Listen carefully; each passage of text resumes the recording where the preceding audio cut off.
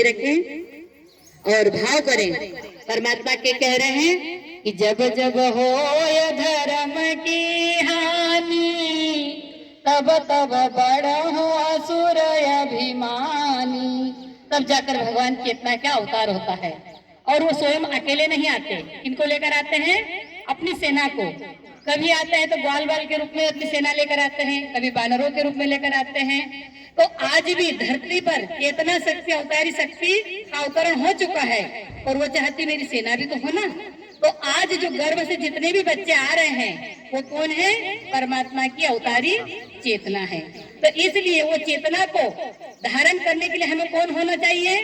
देवकी और वसुदेव, कौशल्य और दशरथ।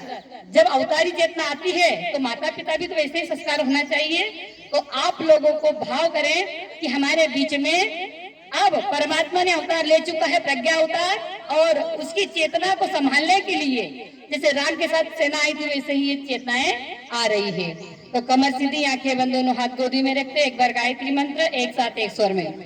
ओम भूर्भुवः स्वः तत्सवितुर्वरेण्यं भर्गो देवस्य धीमहि धियो यो नः प्रचोदयात्।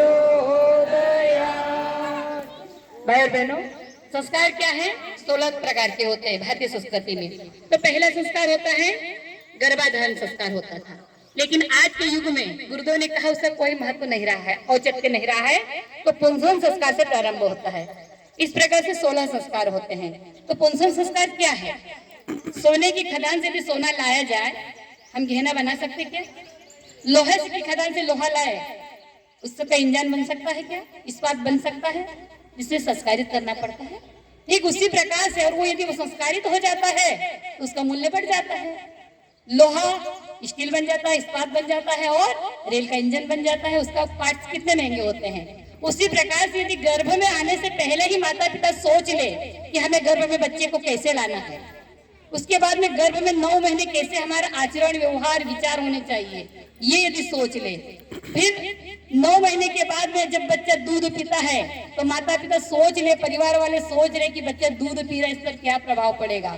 तो वो संस्कारित होते होते मानव से देव मानव बन जाता है। तो माता पिता बने कि पापा मम्मी? माता पिता। तो पापा मम्मी हम बनेंगे तो बच्चों को सब कुछ दे तो पाएंगे, लेकिन वो ये नहीं कह पाए अरे मैं उनका बेटा हूँ। तो हमें जननी नहीं, क्या बनना है? माता बनना है, पिता बनना है। जननी तो कोई भी बन सकती है, चूहिया भी जननी होती है, बिल्ली भी होती है, बकरी भी होती है। जन्म लेना कोई बड़ी बात नहीं है, लेकिन कैसे जन्म दे, क्यों दे और किस लिए दिया हमने बच्चे को जन्म, और इसका क्या है औचित्य जीवन में। तो बच्चों माता पिता बने, संस्कारवान बनाए, क्योंकि भाई साहब ने जैसे बताया कि 90 साल तक जो व्यक्ति नहीं सीख पाता वो मात्र 9 महीने गर्भकाल में सीख जाता है। और वो 9 महीने गर्भकाल बड़े ही महत्वपूर्ण होते हैं। जी हम रामायण खूब पढ़ते हैं, अच्छी बात है। रामायण हम जब तक नहीं पढ़ेंगे तब तक विचार, चिंतन, चरित्र कैसा बनेगा। लेकिन परिवार को भी उसमें बनाना चाहिए, आसपास का माहौल भी होना चाहिए। हो सके लक्ष्मी नारायण कॉलोनी में आज यज्ञ हो रहा है, भाई सबके अपने अपने काम में सभी नहीं यहाँ पर आ पाए, लेकिन सबकी चित्त और चिंतन में क्या बात चल रही है?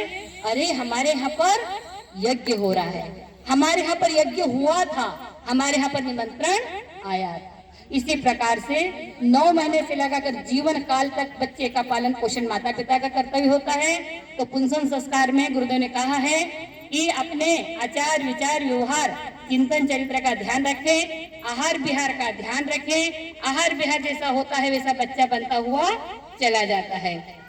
उसके बाद में आप लोगों को क्या चाहिए? ऐसे विचार हो, मात्र ऐसा नहीं कि हम पूजा पाठ कर रहे हैं, पूजा पाठ अच्छी बात है, पर समाज के लिए मुझे क्या करना है। जीजाबाई थी, अपने बच्चे को क्या करती थी? जीजाबाई का बेटा कौन है पता है? शिवाजी, छत्रपति शिवाजी। पत्थर पर चलाना सिखाते थे, कंकड़ फेंक देते थे। सास कहती थी बेटा ये क्या कर रही हो? उन्होंने क्या कहा? यदि फूलों की राह पर इसे चलना सिखा दिया, इतने बड़े महाराष्ट्र का मेरे देश की भूमि का कैसे रक्षा करेगा।